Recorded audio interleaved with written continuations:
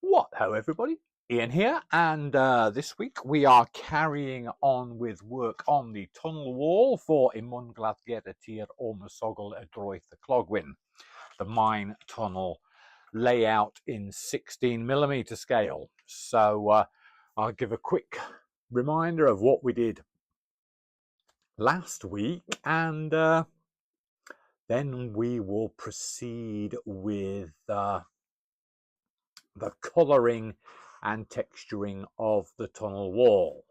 So yeah, just to remind you with what we did last week, we started with the basis of the tunnel wall, and that was we used a piece of 6mm foam core board, and then we wrapped and stuck scrunched up brown paper to it. So that's as far as we got last week. So now look at this week's processes and see how we did. This is an idea. I'm trying an experiment. I'm working on the theory that I was feeling that where the glue had set on the edges here of the paper, it was feeling rather hard and rigid. So the plan is to now just like rub white glue all over the creases and crinkles in the paper, hoping that this will set, and then it'll go hard and it'll be easier to paint and won't lose any of its shape. And with the glue set, the tunnel wall looks pretty good, I think. The next stage is adding some colour to the brown paper, because, well, brown paper looks like brown paper, it doesn't look like a rock face. So I went with the colours that I talked about last week. Earth Undercoat to start with. I gave a thinned down wash of Earth Undercoat. That didn't work. So I then I tried some slate grey. I tried just like rubbing that lightly onto the brown paper. That didn't work. And then I tried some raw umber, rubbing that onto the surface, and well, that didn't work.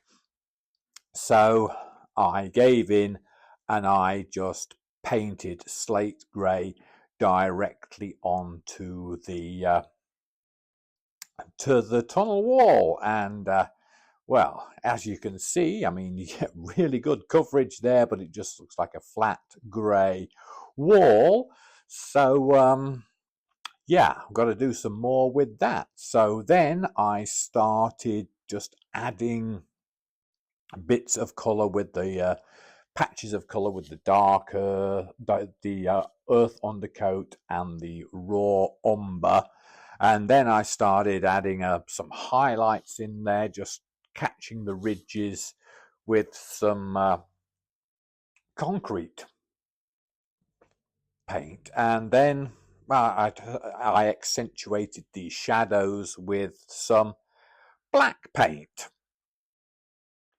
Here we are then. There are many layers of colours here. I started off with a watery wash of earth undercoat, and then burnt umber and raw umber, sorry, and they weren't doing anything. So I then slapped a coat of slate grey over there, which covers really well. And now, after a base layer of slate grey, which is then be accentuated with all the other colours, earth undercoat, raw umber, some concrete there for highlights, and then black to accentuate the shadows, and we're looking quite good in places. Few other spots that need a bit more work. There's too much highlights just here. They need to be pulled back a bit with a bit more colour, and but overall quite pleased so far. And then for the final touch for this stage, I added. I started to put some of this water product that I have. Is basically a clear gloss, Aqua Magic, I believe I called it, and yeah, it that started to look pretty good. So quite happy at the moment with the way this looks. We now have some of this Aqua Magic water run onto the wall, and well, I think overall we can be pretty pleased with that, because it looks like it's wet. So very pleased with the way this has turned out so far. There's still more we could add. I mean, a wet tunnel wall could be very wet indeed, but looking at that, really quite pleased. This has come out much better than I thought. Well, to be honest, I didn't know what on earth I was going to do with this, and after the first few coats of colouring on it, I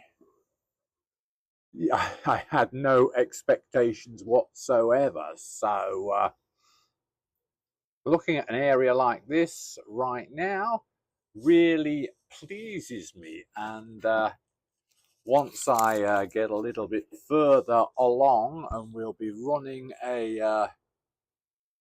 running a course of water along here, because the water has to drip down and run somewhere, so we're going to have a stream of water along the foot of the wall there. I think that'll look fine, but I mean, close up, I mean, that does look pretty good. So score another one for blundering through the scenery and making it up as you go along. With the tunnel wall in a state that I like, it's time to move on to the exit to the fiddlestick, or whatever train storage device I choose to use here. And well, I'm hiding the exit with a wall made of corrugated styrene, painted to look very rusty indeed. I think that looks pretty good there for rusty. Also, at some point, we're going to be running some cables and some ducting and stuff out of here and along the wall of the tunnel. So I'm wondering about this here, whether I should keep that painted rusty, or whether I should paint it the same color as the frame of the layout, which is going to be like a dark gray, maybe black. So that's it for this week. We've got a tunnel wall, we've got a fiddle yard exit, so things have gone really well this week. There we are then, another good session of work on I Mwsogl ger tir o Mosslanda worth troith the clogwyn. Got a very good looking tunnel wall, and I'm quite pleased with the rusty corrugated iron on the exit to the fiddlesticks. So good progress. And so I don't know what I'm going to do next week. We will see. I will see you next week with it's going to be a surprise video, isn't it? Yes. So I'll see you next week with a surprise video on layout progress. So don't forget, build that model, lay that track, run that train, but above all, have fun. We'll see you next time.